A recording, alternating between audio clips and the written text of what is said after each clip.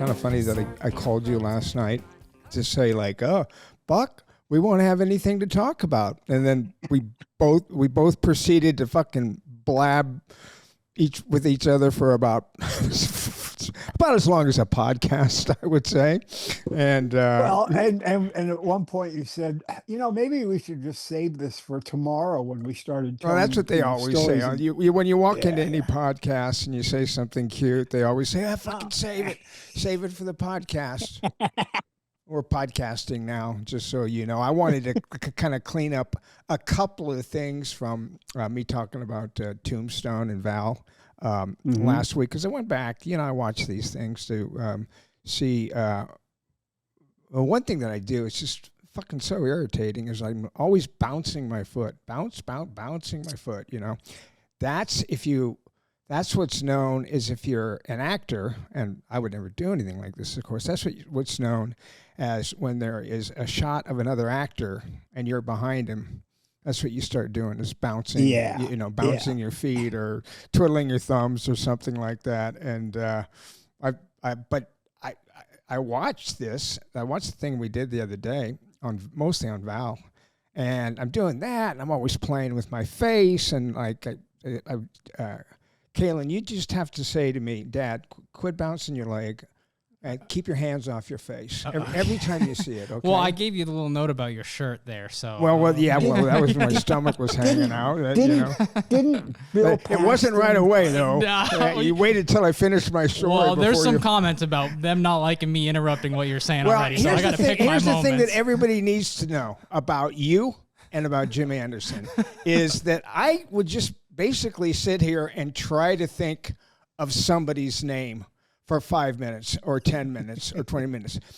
Without you guys finishing my sentence, there would be no podcast. I absolutely would have no podcast because, when I have guests, I've got something I can look at, and I ask questions and listen to the answers and then say, well, go and talk more about that, but I don't really have to come up with things that that's what I just call everything, things. But I did want to touch upon the fact that we talked about, and I think Kaylin has cut a part of the podcast that we did where Val and I go out and we rehearse the scene for... Sort of choreograph that final scene? Yes, and...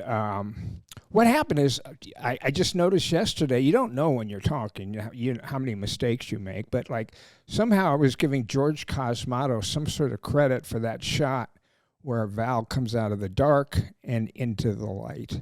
And, now that I've thought about it, and I'm just not like talking on the fly, that was, it was Fraker who was out there.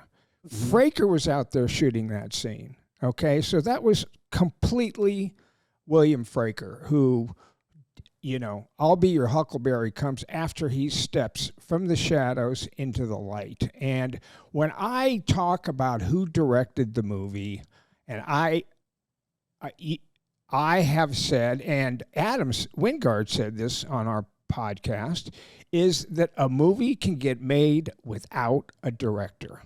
It just can't. Everybody's got a job to do. A DP shoots it, a sound guy records it, the makeup people put their makeup on, the actors say their lines, and as long as as long as the actors are happy and the DP's happy and the sound's happy, then you move on and you shoot something else. You don't need a director. Of course you want one. Of course you want to have a director, but it is not like Adam Wingard, how basically confirmed the fact that, and of course I know that, but people still in the last week have asked me if Kurt Russell directed the movie, and I'm like, Buck, listen to the podcast. So I wanted to get that out, and then I think Val's been dead long enough. Well, that's kind of what was happening toward the end of Navy SEALs, wasn't it? You and Charlie and... Not Charlie. And me and Bill. Well, especially and Bill and I talked to Mike Medavoy in the middle of that movie, and Benevoy was ready to replace the director. A lot of people were. Yeah. Well, yeah, everybody wanted. The producer was very unhappy too, but you had a great DP in Louis John Teague. Alonzo. John Alonzo was a great Yeah. DP, and Yeah. Bill and I were writing stuff right and left. And about halfway through the movie, Benevoy said, "Okay, if you want to replace him, find somebody, and we'll replace him." So we called Frank Rodham up, who we worked with on Lords of Discipline. Like, hey, Frank, we're doing this fucking movie. It's Navy SEALs. We got the Navy behind us. We got this great cast. How about coming in and picking up The range where Louis here, Teague, had dropped the reins. He's like, "Are you out of your fucking minds? I'm not gonna go in and clean up fucking your mess.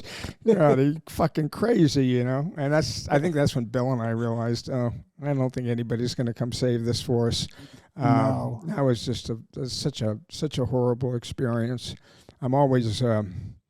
But anyway, I wanted to go back to a little bit on Tombstone. That I think Val's been dead long enough now that I can tell people. I was going to say it the other day that the girls used to call him Valitosis, and I guess that had to do with the fact that he was into his character and he was like not washing or brushing his teeth and but living on the trail. Huh? Yeah, I guess so. But that was kind of the joke about that. And I don't know, was Val married at that time to Joanne still? Of Tombstone? Yeah, see if you guys can check that out. And I don't want a big. It's Wiki says that he was married to her from 1988 to 1996. Oh, so he was married. Yeah, Oh, they were boy. still married. Yeah. Oh boy. Okay, well he's not married anymore. And if you notice, everybody came out and had their say about Val and how wonderful he is and was, and but not Joanne. Wally Kilmer. Joanne didn't come out and talk about her at all. I don't think she's ever talked about him. And he was, he on that movie alone, it was impossible to find him because he was always off someplace with one of the extras. And is this too early, Jim? Is this too early for me to be? No. Okay. So anyway, I just wanted to, get things straight about that's the way this movie kind of went. When Val and I did that scene, nobody was directing that scene. And as I've said before, when they had to cut many, many pages out of it, I probably have that on my phone now, and I can pull that up. That would take me a minute. Maybe I'll do it while we're talking about Paul Schrader, which was going to be gets dishonorable mention. A dishonorable mention, Paul Schrader. Paul Schrader is the writer of Taxi Driver, and Jim told me yesterday, well, he did Taxi Driver, he wrote Raging Bull, he wrote American Gigolo. He directed a lot of movies. You and I went to see the first movie he directed, Blue Collar. Which I thought was a pretty good movie with Harvey Keitel and Richard Pryor, Yaphet Kotto. And Yaphet Kotto. It was a pretty good movie. And, I told that story about me meeting him and him asking me to roll some joints for him. And when I met him for, what was the George C. Scott movie, Rage, you said? What was it called? Hardcore. Hardcore, yeah. Hardcore. That was Hardcore. Yeah, that was Hardcore. And I forgot to say during that story, he said to me, I like smoking it, I just not very good at rolling joints. So, but that was my experience with Paul Schrader, was meeting him and having him ask me to roll joints for him because he's not very good at rolling joints, but he likes smoking it. And during my meeting, and like I said, I didn't get the roll. But anyway, he, Jim, you mentioned to me yesterday that he's in a little bit of hot water, at least as far as the Me Too movement goes. The Me Too movement has kind of quieted down. We haven't heard quite as much Me Too stuff. In the last year or so, or maybe since. Anyway, he has been accused of some sexual misconduct with his assistant. And Jim, you sent me 2 articles. I read both of them. And one seemed to be, I think one was the Hollywood Reporter. And one seemed to be sort of his story. And then his rebuttal, and then a comment, like as if we're running this story. Would you like to comment? His story, and then we're running this story. Would you like to comment to her? And the other one seemed to be her story, and then would you like to comment from him? Apparently he wrote sort of an open letter that he addressed to friends and supporters, etc. And it's a kind of a lengthy statement. I read it. Quoted. Yeah, exactly. That's what's quoted in the second one. The first article just sort of lays out the facts that apparently he and this woman had negotiated a settlement agreement. Yes. And, now let me say something, Jim. Stay where you are sure. On that thought right now. Let me just say something about negotiating an agreement. That doesn't mean that Paul Schrader was guilty of anything. Of course not. Okay. Well, I just want to make sure that I've been sued many times before, and I've just gone oh, you know what? This is going to cost me so much money. I'm just going to settle this, even though I was completely in the right, and there was no merit to the lawsuit at all. Absolutely no merit to the lawsuit. I'm like, I don't want to spend $200,000 in court. It could have dragged on forever, and legal fees would have dissolved far more money than what the settlement. Yeah, these days attorneys are $700 an hour, $1,000 an hour. Yeah. For a good attorney. So having said that, go ahead. No, I mean, I was just saying that's what the article laid out. It just laid out that there apparently had been a negotiation to get a settlement agreement, and that Schrader decided ultimately not to sign it, which again is no real admission of any kind of responsibility. He said he had on 2 occasions he kissed this woman, and she says basically he was much more graphic and forceful than that. So I have no idea what the next step will be, but well, it's according to what I read, and I read the 2 articles, she was 25. He's 80, for Christ's sake. What are you, fucking old man? Women, almost every woman I've ever known in that way, in a way that people have been open and honest with me. Almost every woman I know, attractive woman, has had some sort of sexual bullshit that happened to them. They were either touched absolutely. When they were a young person. They were raped. They were they had the whole Me Too thing. Abused in some respect. And I never understood. I never quite understood the whole Me Too thing. I guess that women are just different than men. But I was fighting off gay men like flies on fucking cow shit when I first got into town, and you sometimes said you wouldn't have a career if it weren't for the gay man early in your career. Ed Lamato, who loved it. Ed Lamato, and all kinds of folks. Robert Stigwood, casting you in the fan. It goes on. I mean, that's just exactly casting directors and but. It was very easy for me at that point to say, I'm not gay, so I'm not interested in, gay men. The whole, do you think that Harvey Weinstein, Jim, was in a position to ruin someone's career because they wouldn't suck his cock? Yeah. He was. He could forestall it. He could short circuit it. For sure, just by making some just by whether it's out. Disney or Paramount, or he was that influential that he could stop people from. He could. If you were a young actress trying to get somewhere, you were much better off without Harvey Weinstein being on your case. Yeah. Oh, okay. Well, that,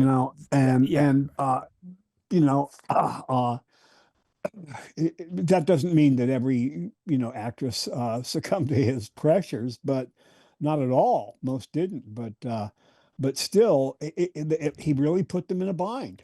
I didn't know how powerful he is, and so I guess I remember when when Ed L'Amato made his play for me, I was like fucking oh shit, and I just bolted out of his house. I was up in one of his houses, the one that he had, the original one he had on the hills, and we were drinking and taking drugs and all sorts of stuff, doing those fucking gay popper things.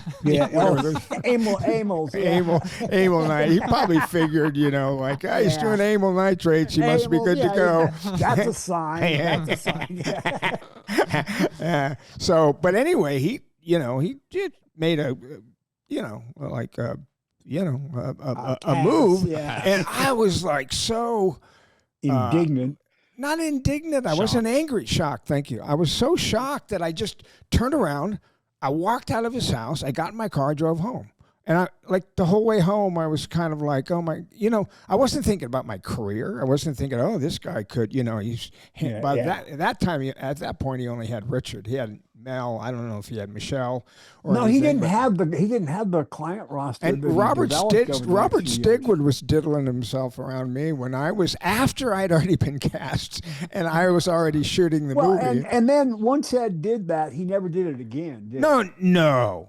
And you had a great relationship with Ed. Wonderful. He called me the next day, and I was with Devin Taylor's mother at the time, and he just couldn't have been more apologetic. He just could not be more apologetic, and that was that. Now, since that time, I probably spent 40 nights with him doing blow and drinking, throughout my career. At least, I mean, we'd stay up all night.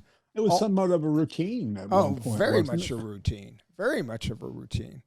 Yeah, I was talking to Terry, who used to be his secretary or Girl Friday or whatever, and now she works for Jim Cameron. And I'm not sure since Jim went to New Zealand, that how much she's working for him. But she used to always talk about how she used to have to go pick up blow for him, and I was like, yeah, you're probably picking up the blow that I was doing with him, man. But we always had a good time, and we were very close, and he cared a lot. That's funny too, because you said that you never really liked to do blow because around women that was never your thing, but I guess around Robert Stigwood it was. Well, what happened with Robert Stigwood was I was doing the movie The Fan. I was a couple of weeks into shooting, I believe, and he's the producer of the movie. He wants me to come over and have dinner, and so I went over, and he had this incredible house that was on the same street that the Dakota was on. It might have even it was like I didn't know that you could walk. It was like Central Park West, wasn't it? Yeah, and I didn't know you could walk into one of these places, and you look at them, they're just buildings, and you think, okay, there's just little apartments and stuff. This guy had like 3 floors. It was really staggering. Spacious, and I mean, I didn't know what the fuck was going on. But I just went. I didn't even know. I'm not even sure I knew he was gay. He at that time, Saturday Night Fever, it was blowing up. The Bee Gees were blowing up. I mean, he was. They were his group. I mean, he was a huge figure in the music. And he also was, even before that, he was managing Eric Clapton. This guy was like a big deal, and so it was your first movie too. What? I mean, it was your first. It was my first big movie. Yeah. How long had it been? Actually, I could have pulled a Me Too movement on Kathy Lee Crosby, but we'll get into that. It was my first big movie, The Fan, and it was a big deal. And when I got that part, there were a lot of actors in town wanted to play that role. A lot of actors in town wanted to play that role. And that movie is a good-looking movie. It was eventually shot by a guy named Ed Bianchi, but Ed Bianchi did not cast me in that movie. There was another director, and I'll think of his name in a moment. Morris Hussein, exactly, who cast me. And I've said this before that, when I went up for that, I'm not exactly sure, but I think the casting director was gay. Ed was gay. The producer, that was more of the line producer on the show, Kevin something or whatever, was gay. Kevin McCormick. Is it Kevin McCormick? I didn't just out him, did I? No. He's kept secret in Hollywood. Yeah. He was gay, and then I went to meet Stigwood, and I didn't know he was gay. I just didn't pay attention to that shit. So anyway, I was up there, and I'm like having dinner with him and talking with him, and we have dinner, and then after we have dinner, I've been over there an hour and a half. He said, are there any kind of drugs that you like? Would you like, it was kind of name a drug, because I've got them all. A buffet. That's basically what he said. There's the buffet table. I didn't say poppers. He would have gotten the wrong impression. Well, for whatever reason, maybe because for whatever reason, I think this is before I didn't really have very much experience with it at all. I really didn't. I was a wake and bake kid for, all through high school and stuff like that. But I said cocaine. I just a little coke would be fine. And a little blow. You got some blow? Yeah. And he, picked up his phone, and 5 minutes later, some young, good-looking boy came into the who I hadn't seen before, and fucking, pulled out some coke and fucking laid some lines out for me, and and then I snorted the coke, and then he disappeared, and then I was sitting there with Robert Stigwood, and Robert Stigwood and I was talking. And after a while, I noticed that his hand was between his legs. Can you see this? Can you see my hands? Yes. All right. Well, he was after a while, I noticed he was kind of doing this. He was sort of massaging his dick outside of his pants while I was talking to him. And, I didn't get up and oh my God, how dare you? I didn't, the way that I remember it. You wanted the job, yeah. I had the job. I was shooting it. That's what Ed Lamato always said. I don't know why he would have done that, but after you'd already gotten the role, I think that Ed was just playing around. Because I asked Ed, why would he said, I think he was just testing the I might have been gay. Bit. I might have been gay for all he knew, And so, but anyway, I don't remember moving or jumping up or whatever. I just remember it kind of ending after the fact that I didn't pick up or didn't say anything about are you squeezing your dick while you're talking to me? These days, well. Now I'm fucking 90. Nobody fucking cares. But back in the day. Anyway, I wonder if he had John Travolta over when they were shooting Saturday Night Fever. I don't know if we should go there. I don't know if we should go there. I like John Travolta. I like John Travolta. Absolutely, absolutely incredible talent, and I've always admired him. What a filmography he represents when you look back on it. Yeah, yeah. And he's what the Did you best. ever meet him? What? Did you ever meet him? Yeah, the only time I ever met him was when I worked on Grease. Oh, right. And I've said this before. People are always like, "Oh, Grease." They make it like in the last 10 years, it kind of came out. First of all, I'm uncredited. I was up for the role that Lorenzo Lamas played in it. What's the name of the director, Jim? He's a nice guy too, real sweetheart. They had me in, and to audition. Another two gay guys who directed and produced that movie. One of them was the guy who did the Academy Awards with Rob Lowe that was so terrible. Mm-hmm. Jim, you remember who that? Alan Carr. Alan Carr. Okay. About Alan Carr. Yeah, Alan Carr was producing that movie, and the director of Grease, Randall Kleiser. Randall Kleiser. Randall Kleiser is a really nice guy. I really like Randall. And SC guy. He was kind of young when he directed that. He was young. He did Blue Lagoon too. Yeah. I met him for Blue Lagoon. Blue Lagoon. Yeah. And but anyway, two gay guys, right? But anyway, I was up for Lorenzo Lamas' part. I didn't get the part. And they felt sorry for me, I think, and they said, well, here's a day's work. And so I went to one day of work as an actor, and I got paid as an actor, not an extra, but I was basically doing extra work where John Travolta at one point in the movie decides he's going to try to impress Olivia Newton-John because she's going out with a jock, which was the role that I was up for. Lorenzo Lamas is playing, and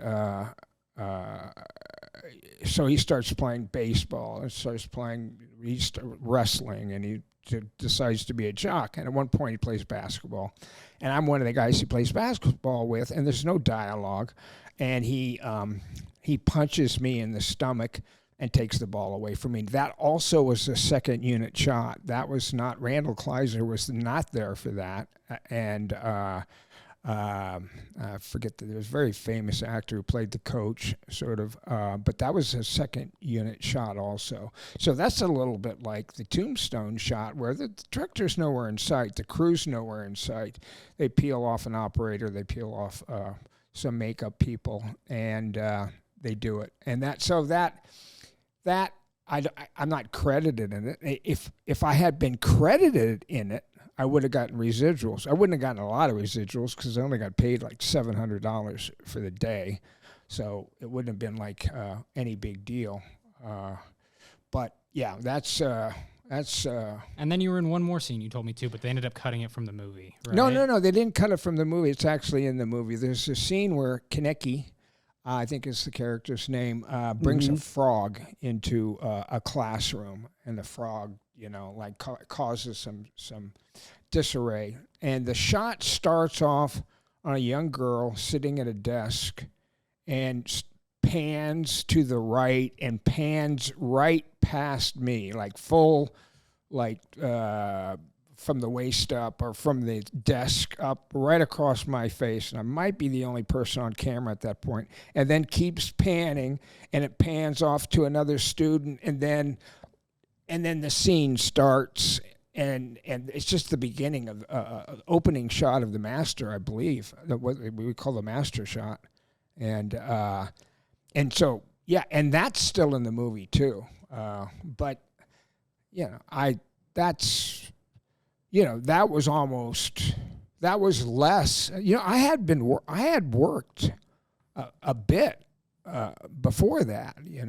I had done Logan's Run. Had you done Logan's Run? Yeah, and I'd done Family, I think, and I'd done the ABC afternoon special, and some of those. You already done Family? I did do Family. I know you did it. I just wasn't sure if you'd done it before Grease or after. I think Grease was after I don't remember it being. I don't remember it being. Anyway, I don't remember anything really. Let's get back to.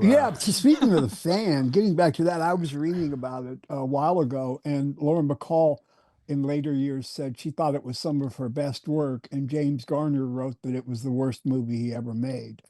So, Well, as far as I was concerned, Lauren Bacall was very, very difficult.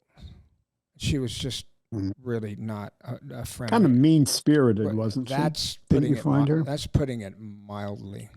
Putting it mildly. And I don't think she could sing. She was supposed to be a Broadway star, starring in this Broadway show and singing, and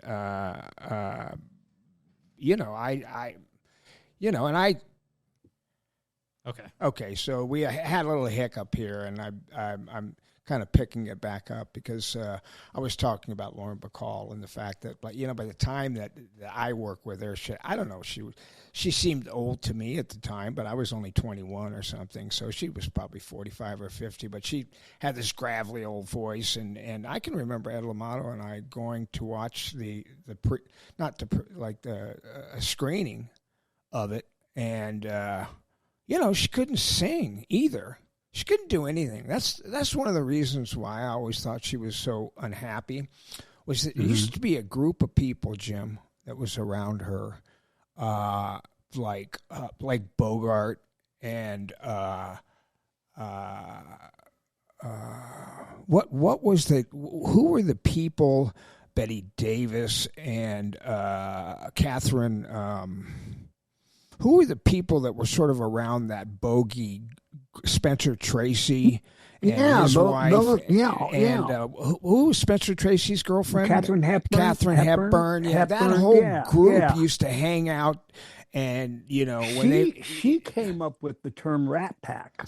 Oh, she did. She did. She coined the term Rat Pack. Okay, well, they used to all hang out together.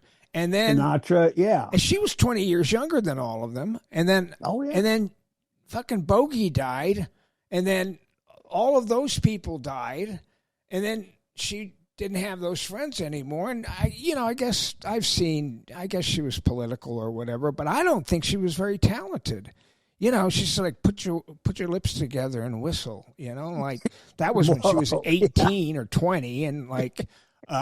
Michelle Pfeiffer could have said that and gotten the same reaction. And but you'll know it, Jim. But I say to people all the time, tell me a great role that Lauren Bacall did. When was Lauren Bacall ever great in a movie? Like Katharine Hepburn, or like Betty Davis, or like lots and lots of people that were, even going into art, So, when you think of what? significant movies that she was in, they all tend to revolve around bogey, like The Have and Have Not, or The Big Sleep. Yeah. And when you think of her in older roles, I'm thinking of How to Marry a Millionaire with Marilyn Monroe. Yeah. So I don't really register. I always thought that somehow that she knew that her time had come and gone, and I think maybe that's why she was so bitter by the time that I worked with her. She was just really, really the worst person I've not only ever worked with in Hollywood, I'm not sure if I've ever even met anybody in life that could get away with being that nasty. But of course, there are people in companies that are, whatever. But anyway, I just think that with Shirley MacLaine in that role, it might have been a different thing. Now, John Lennon was killed, Reagan was shot, and somebody else was at that same time. But, she was the heart of that movie, and I just thought she was fucking terrible.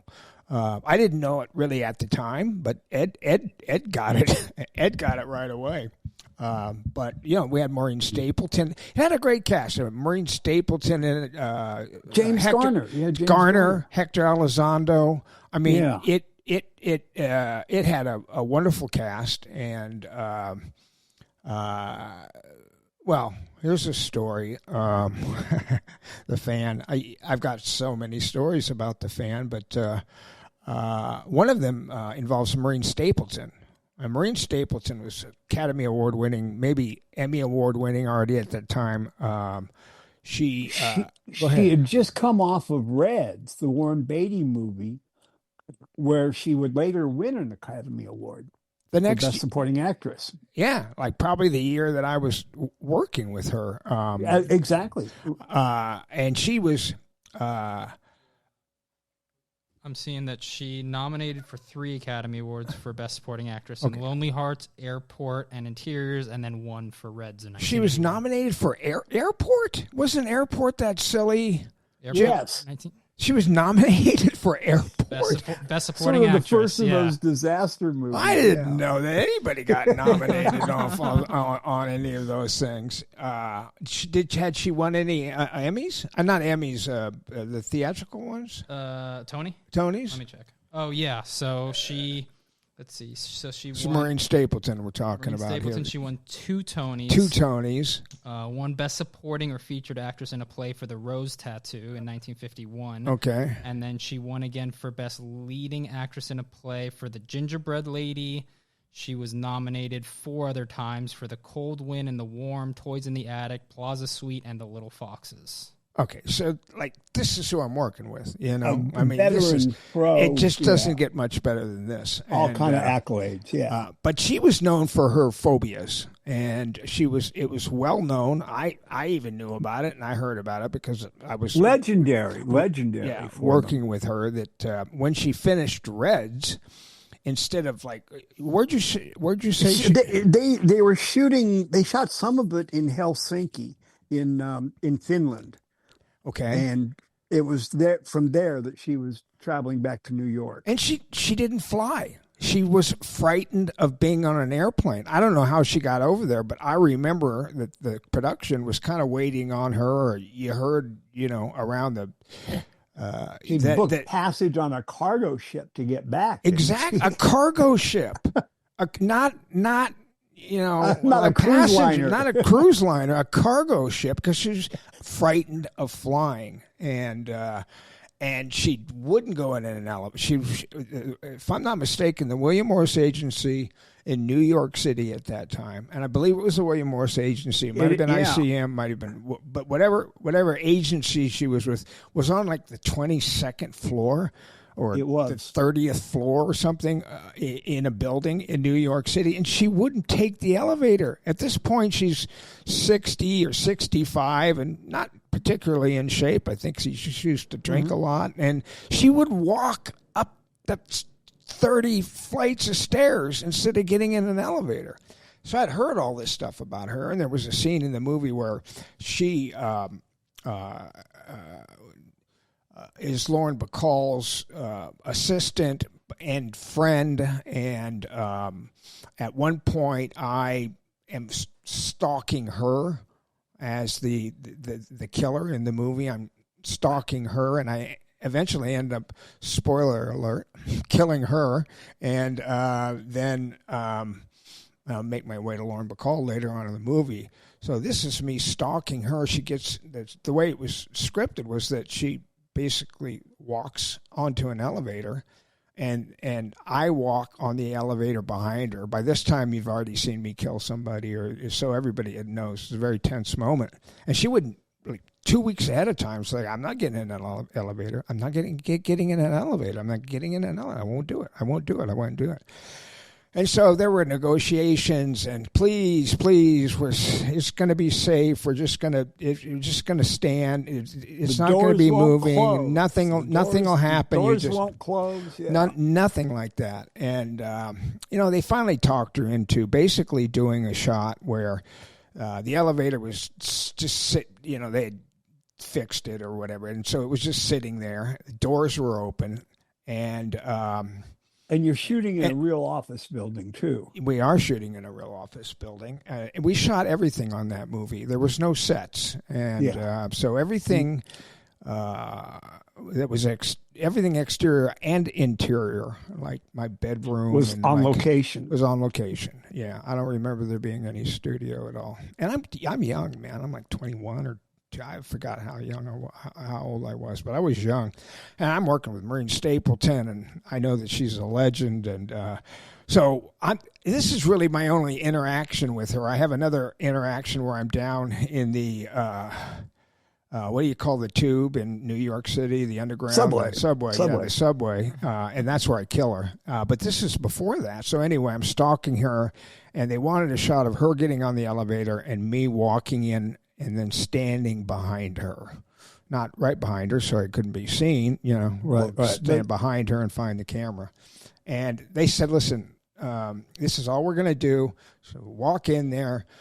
Michael's going to walk in behind you. We're going to cut, and that's it. You'll be done. And she was not happy about doing it, but finally agreed to do it. So anyway, there was a light inside of it, and it inside of the elevator, and it had a cable that ran out to wherever it got its energy from, whatever you call it, and power source. Power source. Thank you, Jim. And so it was a pretty good sized light, and it was a pretty good sized cable that was coming out of there. I remember that. And for some reason, there was a sound man in there too. We didn't have any dialogue, but he was scrouched down in the corner, and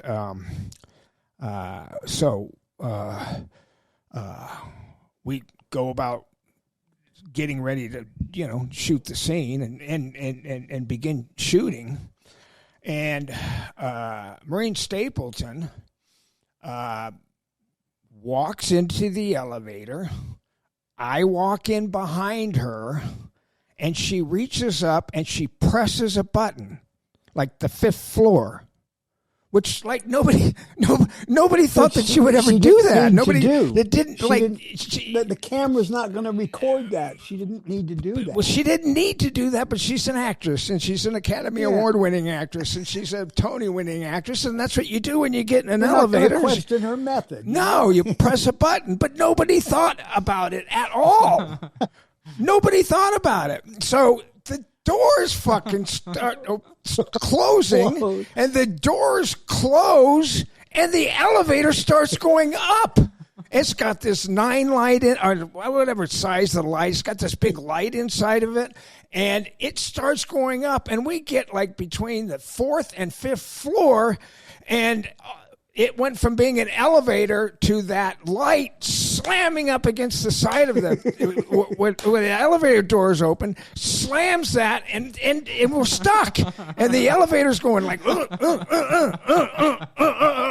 like up and like, I'm fucking scared. I'm like, what the fuck? What is going on? This is crazy.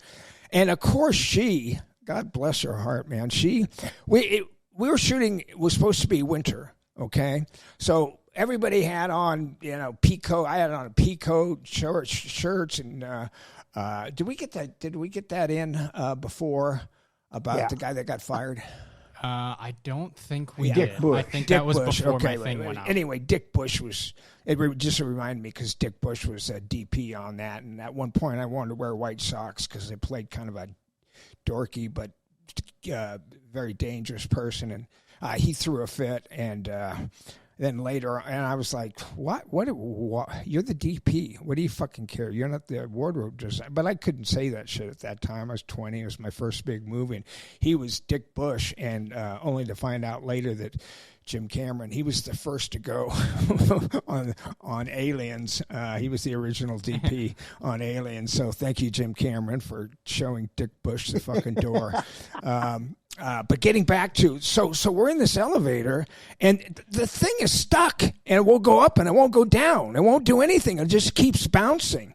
Well, she had on a hat, she had on a coat, she had on a scarf, she had on a, like gloves, like all of that, like as if she just walked off the street, and it was cold outside.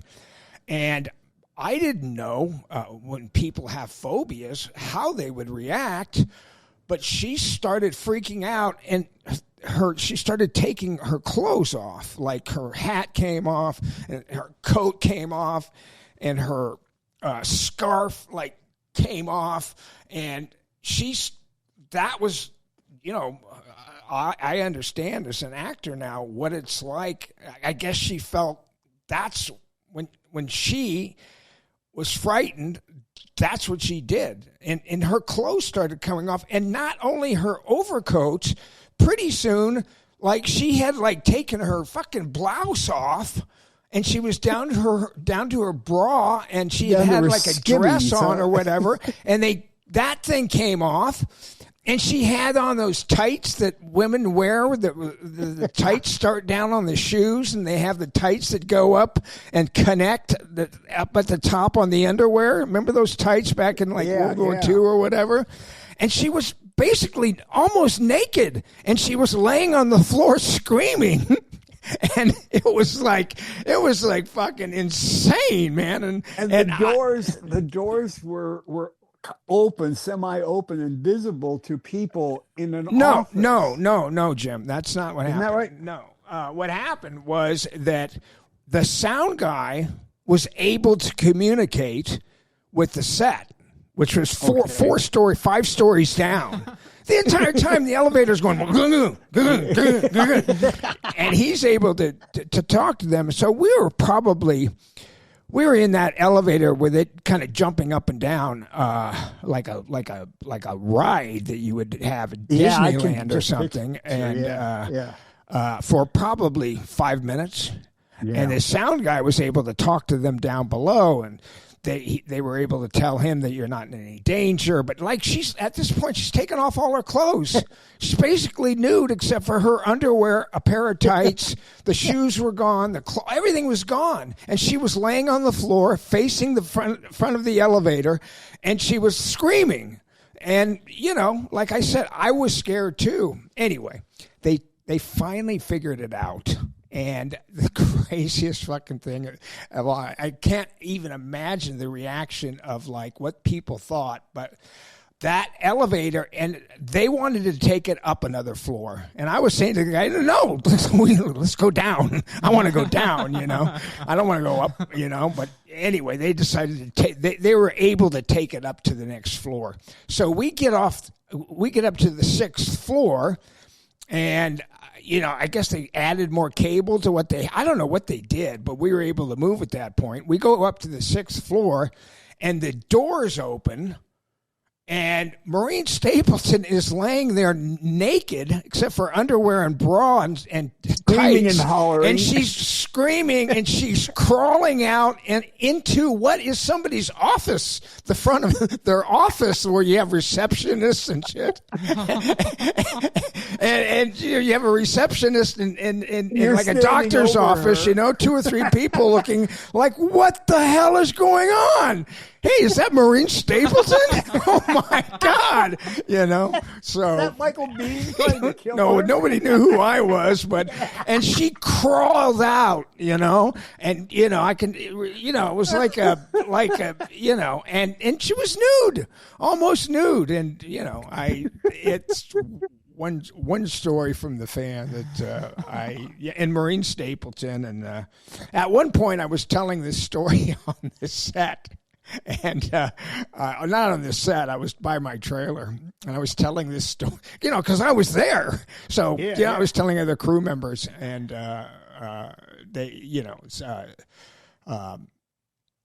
and I looked up, and there was Maureen Stapleton about, she was down by her trailer, and she was looking at me, and but I was a long ways away from her. And anyway, we got to the set, and we were on the set at the same time. And she said, "You were telling somebody what happened in the elevator, weren't you?" She could tell by my body language. You were telling somebody what happened in the elevator, weren't you? And I'm like, yeah. And she didn't care. She ended up getting drunk a few times, and they couldn't find her, and. But that was, and by the way, is she related to Jean Stapleton from All in the Family? No. Okay. No. All right. Because they're kind of, I would think that they might be around the same age, but there's not that. And they had a kind of a similar appearance. Yeah. Yeah. So that was the fan, and I, there are, that was a really big, big deal for me. And like I said, if Shirley MacLaine would have played that role, Lauren Bacall, she just can't sing. And, she never stopped smoking. She lived to be like 95 or 96 or something, but I'll tell you what, she just never, and her voice was like a craggly old, she was supposed to be a Broadway singer.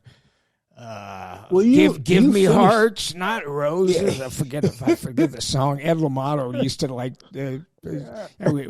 After we saw the screen, he's like, Michael, I don't, And for years after that, we'd be over at his house getting high. He was doing imitation, Amen, and their imitations of female stars, of Lauren Bacall trying to sing.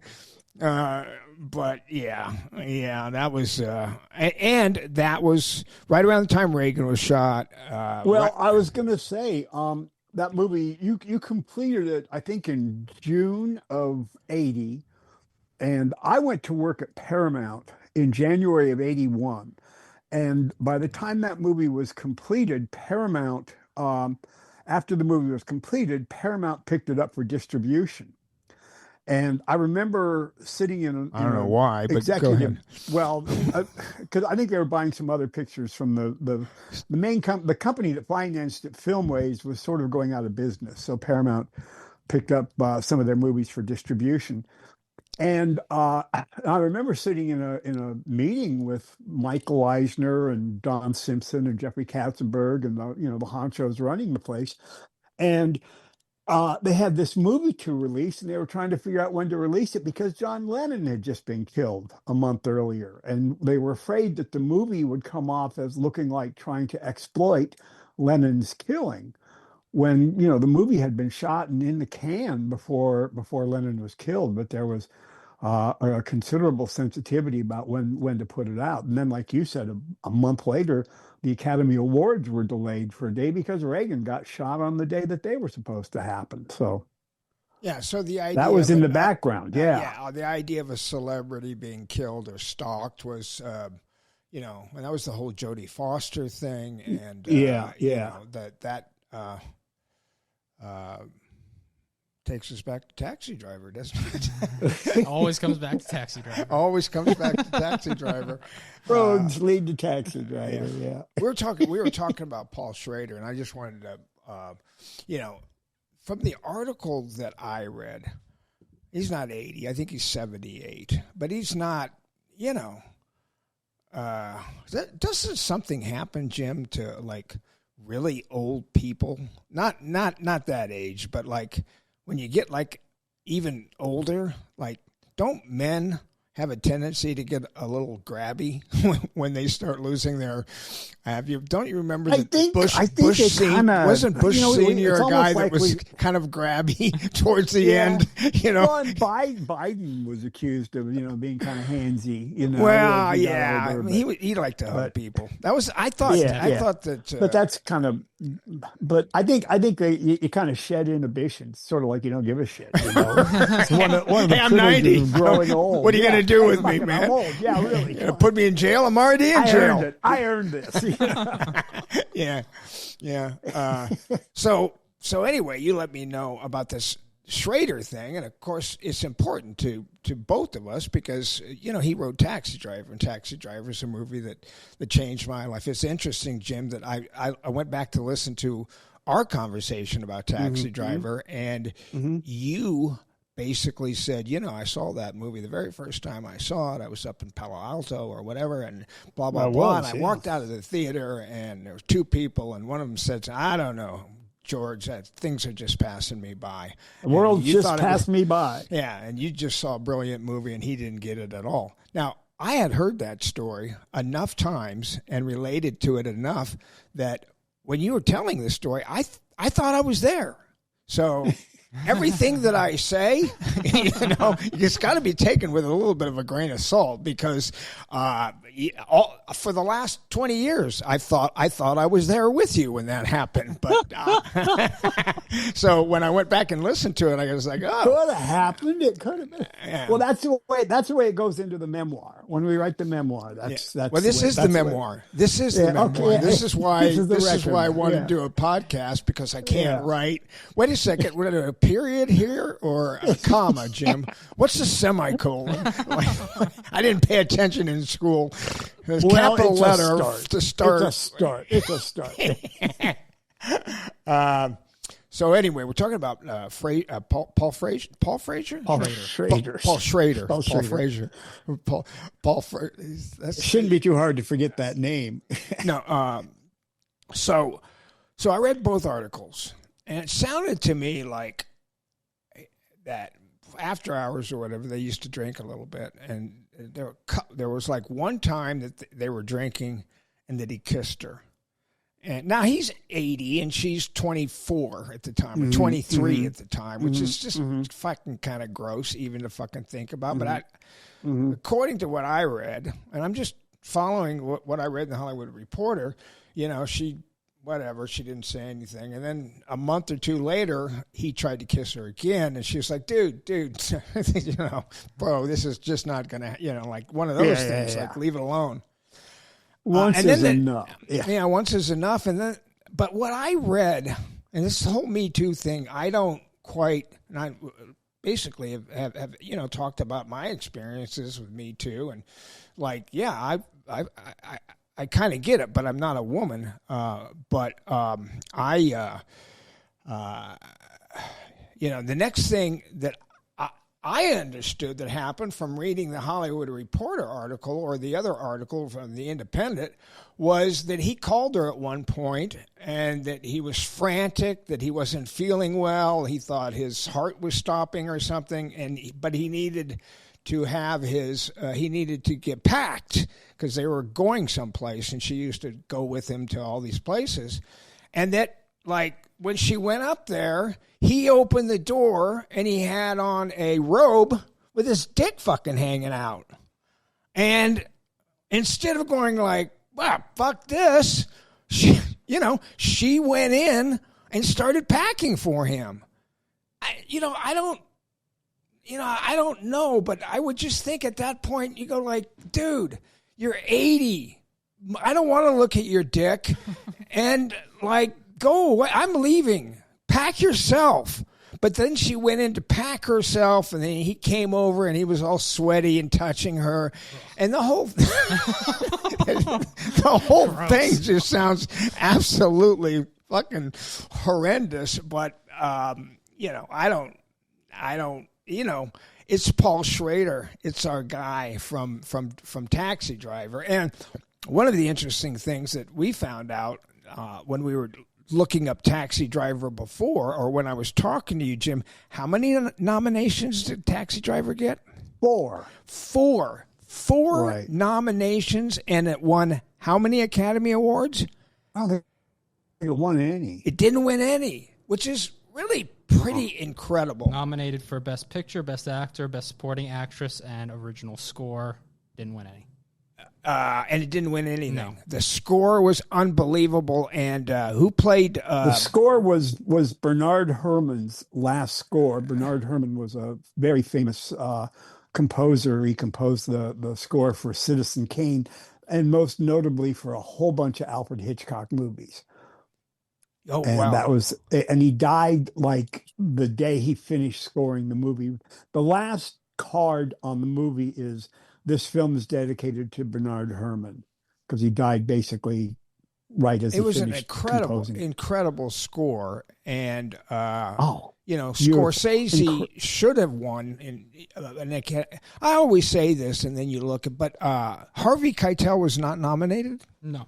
That's incredible. I mean, that performance was just, and Jodie Foster. Jodie Foster was. She was. Yeah. Jodie Foster was. Okay. But the idea that movie only got 4 nominations and didn't win any is kind of staggering to think about.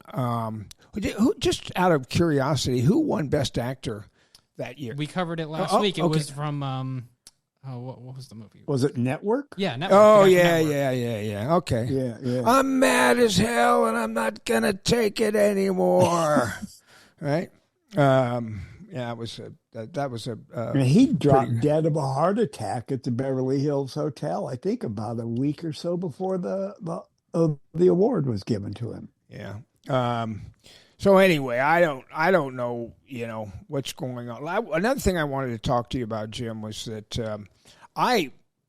for the heck of it, if something comes up on my phone and it knows that I like certain types of movies and it gives me stuff and it's just free, right? So I was looking at my phone, I don't know, 3 or 4 days ago, and 12 O'Clock High.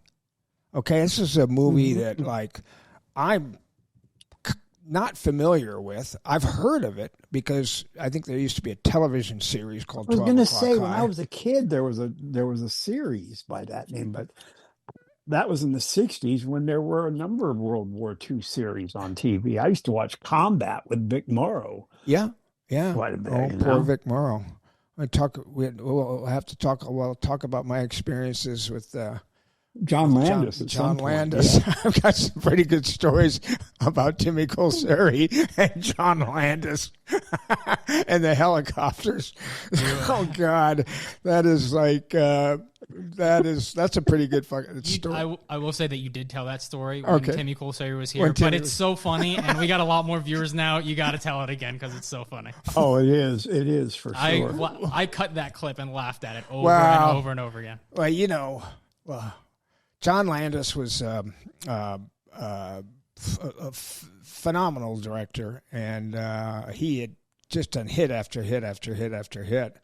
And then he did The Twilight Zone. And The Twilight Zone, in his episode, Vic Morrow was starring in it, and it was some sort of Vietnam background. And there was a shot of Vic Morrow and 2 Vietnamese children running through like waist-deep water or knee-deep water, and a helicopter right above them. And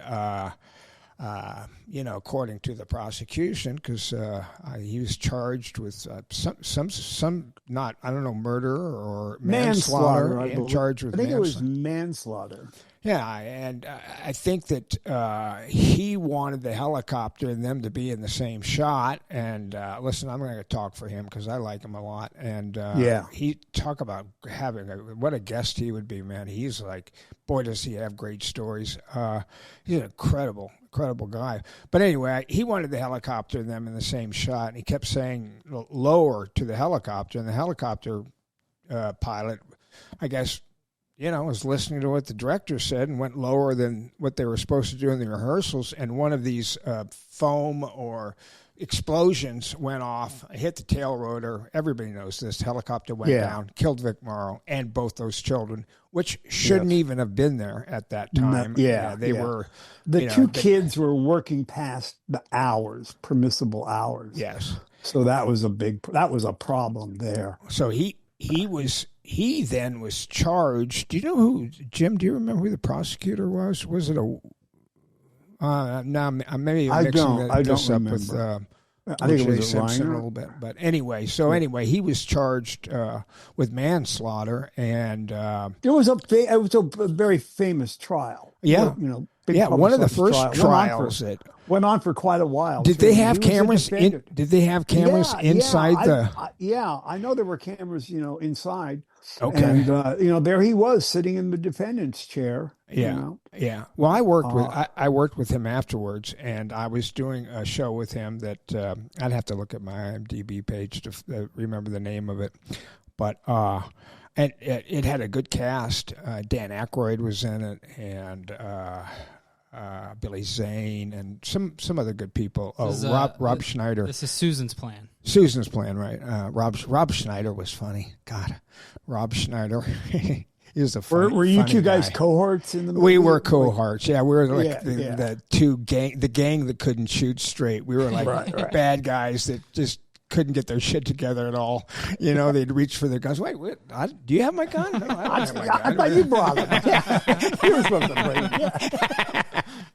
it. So anyway, so I'm doing the movie, and you know, I'm working with him, and at one point, Timmy Colseri, my friend who we've had on the podcast, who did Full Metal Jacket, came to visit me on the set, and you know, I say to him, yeah, hey Timmy, thanks for coming by, blah blah blah. Oh, do you want to meet the director, John Landis? And he's like, yeah, you know, Timmy's like all gung ho. Yeah, I want to meet the director. Yeah, blah, blah, blah, blah. And he came up, and I said, John Landis is my friend Timmy Colseri. Hey, Timmy, how you doing? And Timmy starts talking, because Timmy starts talking about Full Metal Jacket, because that's what Timmy talked about back then. Yeah, I was supposed to play the lead drill instructor. You know, I got cut out of that scene, and they ended up having me up in a helicopter. And this, you know, they had, you know, I went up there to shoot in this helicopter, and I played the door gunner. And like, how do you kill women and children? Easy, you just don't lead them so much. And like, it was a really hassle. It was really terrible, because there were all these rules and regulations, safety precautions, and all these safety precautions around these helicopters, because we had to do it all day fucking long. Because some fucking asshole director in Los Angeles had just smashed a helicopter into some children, and John Landis is looking at him like he's out of his fucking mind. He goes, that was me. That was me. And John Landis actually, it was just, I'm just like, oh, Timmy, I'm behind Landis, like, no, Timmy, no, you know, and you know, and some asshole in California killed a couple of kids. Yeah, it's exactly what he said, right to John Landis. It's exactly what he said. And then I can remember another part of that conversation was Timmy saying to him, you look like you're from New York. And him saying to Timmy, you mean I look like a Jew? Yeah, it was something like, where are you from? New York. Oh, you look like you're from New York. Why? Because I'm Jewish? Yeah. You told me that you guys shot this in Toronto or Montreal? No, I think we shot that. Well, I don't know where we shot. I don't remember. I'm thinking it was L.A. No, it was L.A. It was L.A. Yes. Well, how did you get stuck on a helicopter? On an airplane with him?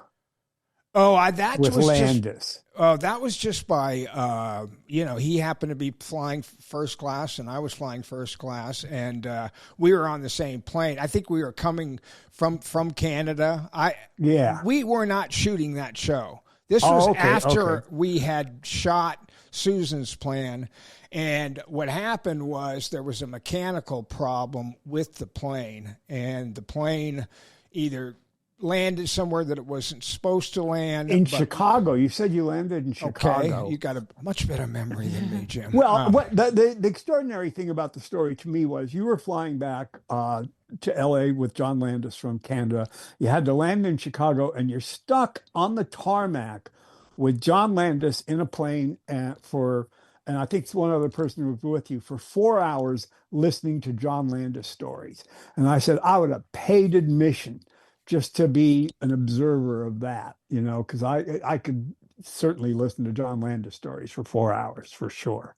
I think it was Jennifer that I was with. Was it? And you know, you're right that the plane had to be grounded. And at first Landis was like, well, let's, you know, he was upset.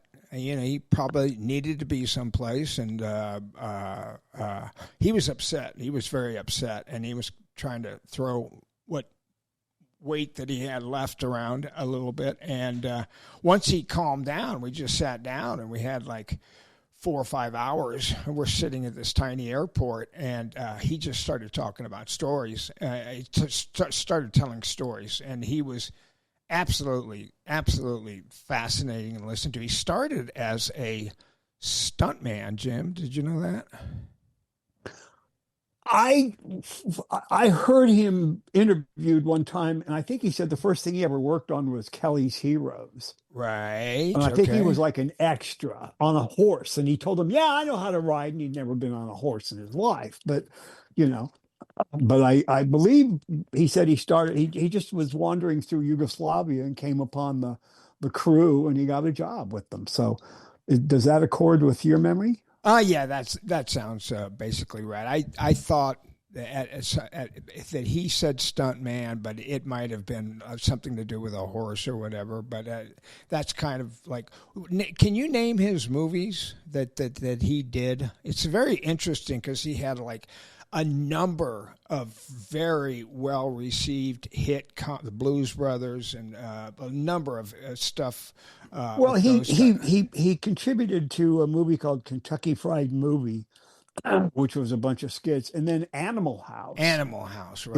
Is like the first big hit, right? And then Blues Brothers, right? Which was ill-fated in some respects, and then a movie that I kind of worked on early on in the development process, Trading Places. Well, and Trading Places was was that Nick Nolte and no, that's Dan Aykroyd and Eddie Murphy and Eddie Jamie Murphy, Lee right. Curtis. Yeah, and Jamie Lee Curtis. And after Blues Brothers, he did An American Werewolf in London.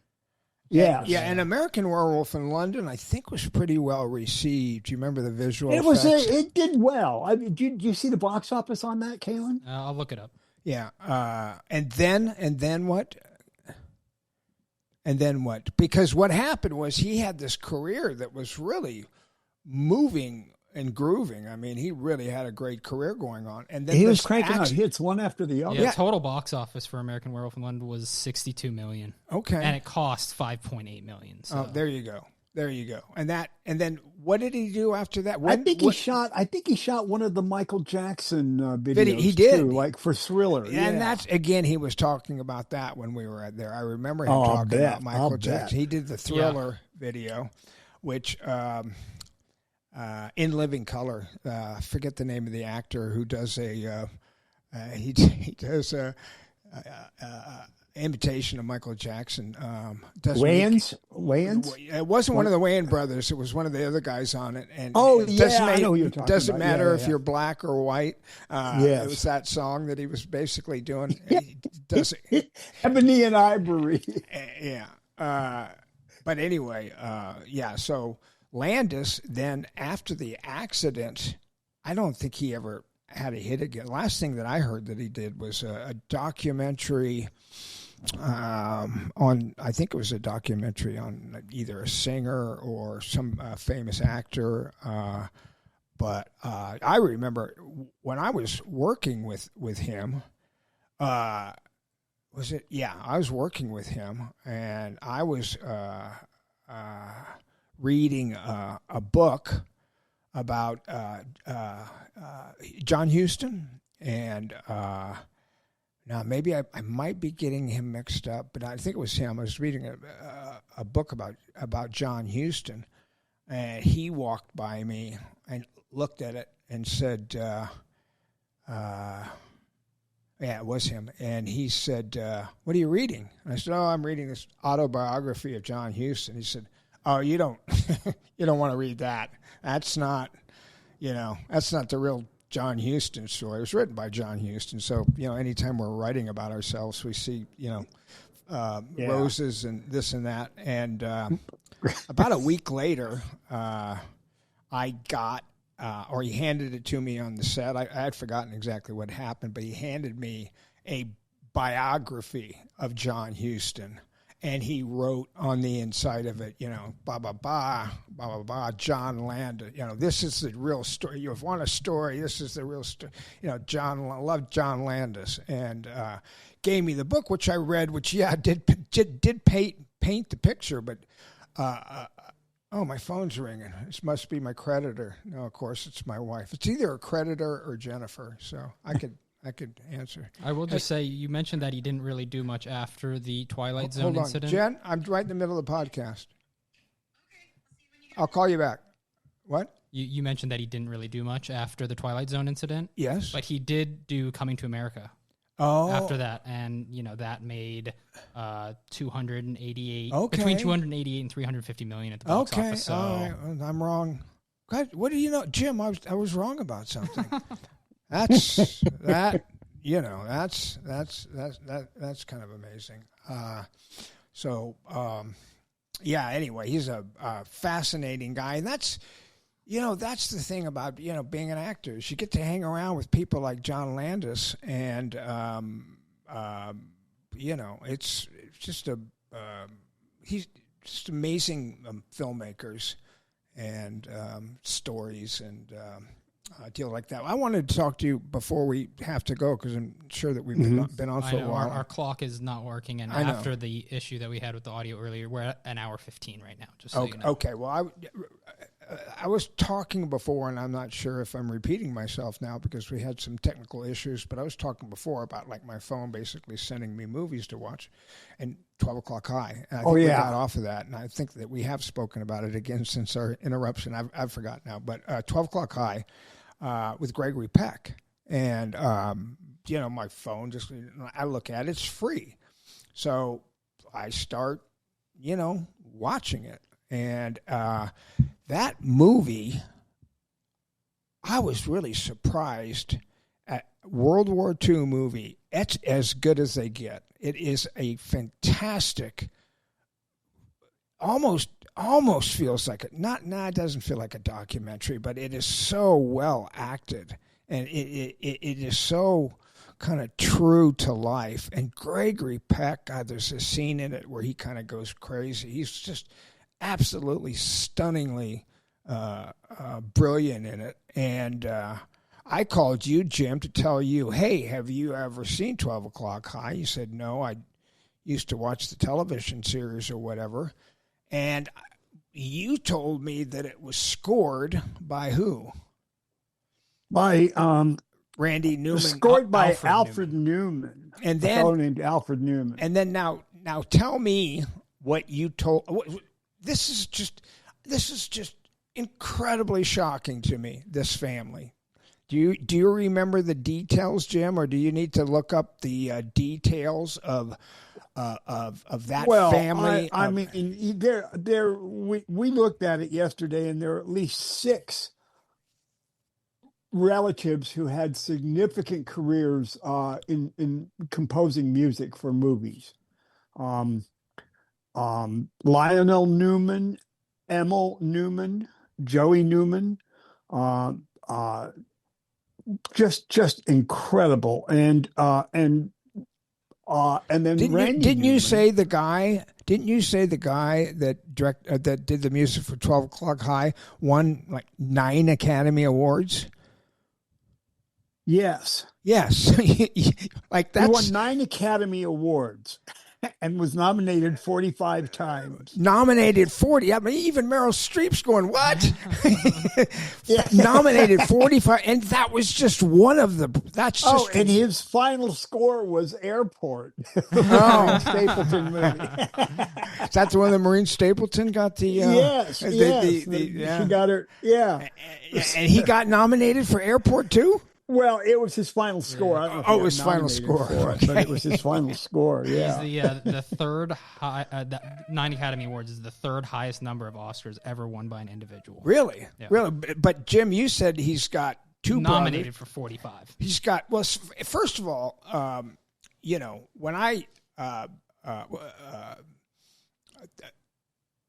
think of like Randy Newman, okay, I think of like small people got big something or whatever. Yeah. Like that, or I love L.A. Yeah, but Randy Newman is part of that family. Is that? And Randy Newman has gone on to score films, correct? Well, The Natural. He scored The Natural, the Robert Redford movie. But he's part of the family. How many Academy Awards did the other brothers or cousins or whatever win Academy Awards too? Here they are. David Newman, Alfred Newman, Thomas Newman, Alfred Newman, and is the name. Isn't that the name of the character of the Mad Magazine when you had Alfred E. Newman? I'm kind of dating myself. The guy with the missing tooth, freckle face. Yes. Yeah, Alfred E. Newman. Oh, he was Alfred E. Newman. Okay. Alfred E. Newman. Okay. Yeah. Thomas Newman, Randy Newman, Lionel Newman. They're all composers. Yep. Wow. Joey Newman. Yep. Wow. Yep. Wow. He's like the Skarsgårds of the Skarsgårds. And, you were talking about that, Michael. Well, I was talking to you, I think, yesterday about the fact that I just seen a movie with Milo Ventimiglia, and it's kind of has the Australian, might have been shot in Australia. So one thing about it is it didn't look like Vietnam or Thailand where they shot it. It looked like they were trying to double. Could have been Australia because of the cast, but it also had the lead in that movie is an Italian, not Italian, Australian kid, and he's got like 4 or 5 brothers that are all like big actors. Are you talking about the Hemsworths? Yeah, like Chris Hemsworth and Liam Hemsworth. Is that? Do they have more than just 2? I thought there was 3. There might be 4. Are they Australian? I believe so. Yeah. Okay. Well, yeah. Like these families that just seem to dominate. We're talking about composers and Nep. Yeah, and they have that. Anyway, I watched it with Milo and. Is it Chris Hemsworth? Yeah, he's Thor. He's the big star. Chris Hemsworth is the big star. Okay, this looked like he played like a younger guy in it, and it had who's the most famous guy from Australia other than Mel? Oh, Russell Crowe. Russell Crowe starring in it, and I watched that for a while. And I thought that was kind of interesting. What? Land of Bad. This is, I think, Land of Bad. Land yeah. of Bad. Yeah, yeah, Land that's of the Bad. movie you're thinking of. Yeah, Milo's in that. Oh, I like that. That was a good action movie. Russell Crowe. That was Liam Hemsworth. That was Liam. Yeah. How many of There's 3 Hemsworths. So there's Chris, who plays Thor. He's the big star. Because of Thor?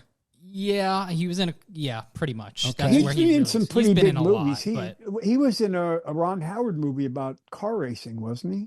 Yeah. Oh. Yeah. Yeah. He was definitely in that as well. But Thor is what sent him, I think, into the stratosphere. Okay. And then Liam Hemsworth, his younger brother, he got famous from the Hunger Games movies. Oh, okay. That's where he got big. And then they have a third brother who I know from Westworld. He was in Westworld, but I don't know if he's done much outside of that. I'd have to look him up. Luke is that one's name. Crazy Australians. And, I spent so much time in Australia when I was doing the Goofy movie about the kangaroos and zombies, and it's the only place in the world where they use the word cunt as a kind of a nice gesture, like you silly cunt, Well, they do that in England too, and just a little bit. And just the funny behind the backstory into my life growing up, I remember you would always say to me, like, you can say whatever curse words you want around women. No, you would say you can say whatever curse words you want, just don't say it in front of your mother or your teachers or the cops. Okay. In front of me, say whatever you want. Yeah. But there was one word that you wouldn't tell me growing up as a kid, and you'd just call it the C word. You'd call it the C word, and I go, it's crap, and you go, it's not crap. I go, it's crap. That's the word. And I remember we were driving on Ventura at Laurel Boulevard. I remember the exact moment. And a bus cut you off in traffic. And it was a lady driving, and you went, that cunt. And I went, bing, okay. That's the one. That's the word. That's the one. Yeah. Well, that's what Stanley Kubrick used to call people he'd get pissed off at. He called Matthew Modine that for a month, remember? He did call Matthew Modine a cunt for a month. Yeah. Well, yeah. Because not get started on Stanley Kubrick.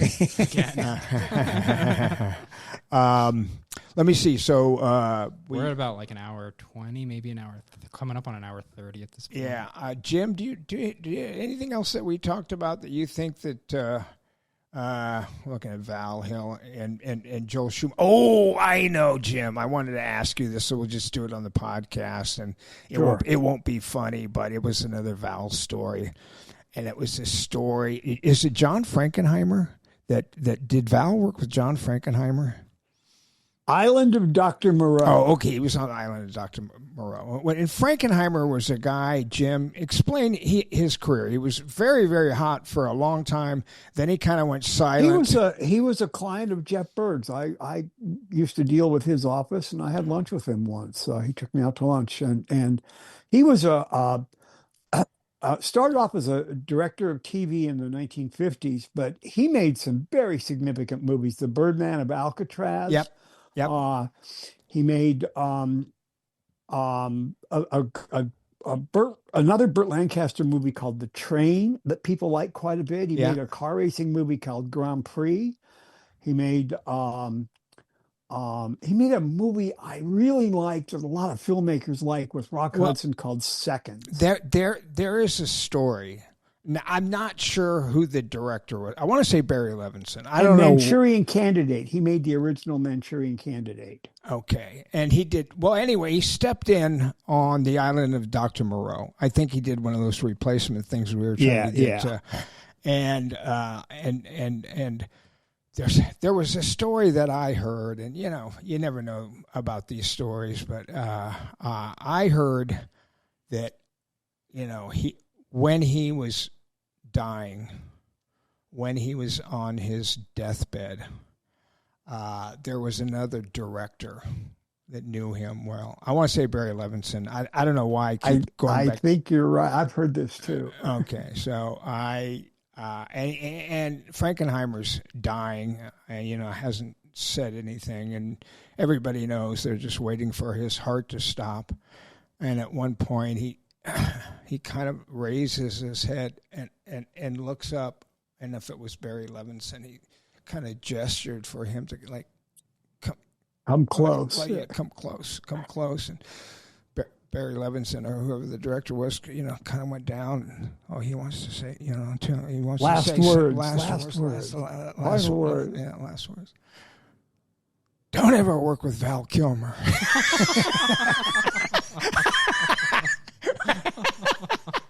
Right? Isn't that, Jim? Isn't that, you've heard that story? I heard the same thing from my William Morris pal. His last words were, "Don't ever work with Val Kilmer." So look what it got me. It's kind of situational, I guess, because, like I said, he wasn't too bad when I was working. What, you got anything else, Jim, or you want to? I think this has been kind of fun today. Do you want to? I think we should probably call it today. Okay. But I just want to mention anything else really opens up whole new topics. So let's save it. It's funny how we start to go down one topic and then it just blossoms into everything else, which is great. But it's funny because I'm reading a lot of the YouTube comments on our videos, which I love. Thank you. Keep commenting. It's great. And there's a ton of people wanting to say, like, hey, talk about The Rock, talk about The Fan, which you talk about Susan's Plan, someone said. It's all the movies that you do, and it's like... people are talking about movies I never knew you made. Yeah, and before we even came in here, a couple days ago, you sent me an article. You're like, I want to talk about my experience working in China and directing this movie. I want to set the record straight. And, like, it just... Like, we plan to talk on that, and then we come in and talk about something completely different. This is supposed to be the Paul Schrader day, but we will get to all those stories. And for like a little while there, I was thinking, like, man, if we're doing a podcast every week, like, maybe you're going to start getting burned out with stories and stuff. And like after today, I'm like, no, I think we can do a podcast every week, and you're going to be. Well, one of the things that we talked a little bit about, and you know, I'll leave it very quickly, but and Jim, I mentioned this to you, is it's a little hard for us to sit and talk like this and have it wasn't today, but have it just be about movies and my experiences making movies, Jim experiences producing movies and working for studios, your experiences growing up with me. That it feels to me that if we're going to do this more often, and we've got a good guest coming in, and I've forgotten already who it is, but Jennifer just told me, and I think that we'll have him very soon. It's something of Anarchy. What's that show? Sons of Anarchy? Sons of Anarchy. And he's also on The Penguin, which is a show that I really wanted to get on. I really, really wanted to get on The Penguin, which was... I auditioned. Oh, Kim Coates? That's not Kim Coates. I know Kim Coates. He's a Canadian actor. Yeah, Kim. Oh, Kim. I've got a story about Kim Coates hiding my liquor one time.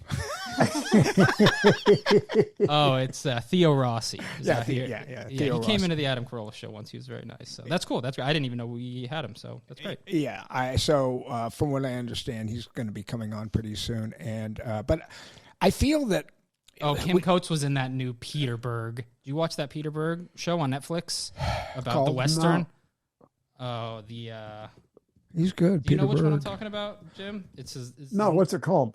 An American Primeval. And he plays that big Mormon pastor that everyone knows. Kim Coates? Brigham Young? He plays Brigham Young in Peter Berg's. It's a fantastic show. It's really, really good. Really? I've got to look It's very violent. Then. It's very, raw. And Kim Coates plays Brigham Young, and he's awesome. Yeah. He's awesome. Yeah. Wow, yeah. Cool. I've known Kim since I knew, what's that guy that I did Hog Wild with, Jim? Matt? Yeah, Matt Craven. Matt Craven, Canadian guy that... Matt was in Jacob's Ladder. Yeah, I know he was in Jacob's Ladder. With our favorite actor, Tim Robbins, right? Yeah. Love Tim Robbins. That's the one. Yeah. That's the one. Shawshank Redemption, right? Yeah. But anyway... I thought... I just wanted to say that there are times that I think that because we're living in this world, to ignore what's going on in the world is kind of impossible. And I've never wanted this to be political. But I did bring up to you yesterday or the day before, well, it seems like Elon Musk just kind of jumped the shark here, I remember seeing him on Rogan 5 years ago. I mean, totally fascinated with him. Hey, can I talk about... So... I think that we might open this up a little bit so we're just not 100% talking about movies. I just feel that with the world that we're living in, it doesn't need to be political. And if I hear one side of an argument, then we'll hear the other side of the argument. I just feel that it might be interesting because I think sooner or later we're going to run. I've only done 60 movies, so we've burned through about 10 of them so far. So well, no, I mean, it's funny, we got comments on the last YouTube channel about wanting to hear more about the one I really love, one of my favorite, The Rock, which haven't heard a lot about that, and even The Terminator. You haven't talked about The Terminator that much about one or two stories since we started the podcast in July. I can talk about Terminator for a couple hours. Yeah. Okay. Well, it sounds like we got plenty of material in our back pocket, right, Jim? Hello? Absolutely. Oh, yeah, you're still there? Okay. We lost you the last time at the end. I think you just thought this is getting boring and put your phone away. I truly accidentally hit the mute button on the screen of my phone. Yeah. I tell Jennifer that all the time. Yeah. Well, it reminded me of trying to give the phone to your mom and say, Mom, so-and-so's on the phone now. Mom, don't touch the screen. Oh, you touched the screen, Mom. Well, now we're going to have to call Aunt Jane back. Okay. I did that and muted myself out of the conversation while I was talking. So. All right. Well, listen, this has been fun. I've really enjoyed this. And, thank you very much, Jim. And thank you very much, Kaylin. And everybody should know, don't write in and say, let Michael Bean do all the talking, because if Kaylin doesn't finish my sentences and Jim doesn't finish my sentences never finish. It'll be like, that actor, the actor who was in, that football movie, played a quarterback. Well, something directed really funny happened to him, but I don't remember what it was. Yeah. All right, and goodbye. By the way, disregard that too. Write in. Say whatever you want. Shit on me, shit on him, shit on Jim. Give us, come on. We can take it. Just keep commenting. Say whatever you want. It doesn't matter. Yeah. All right. Bye. Bye.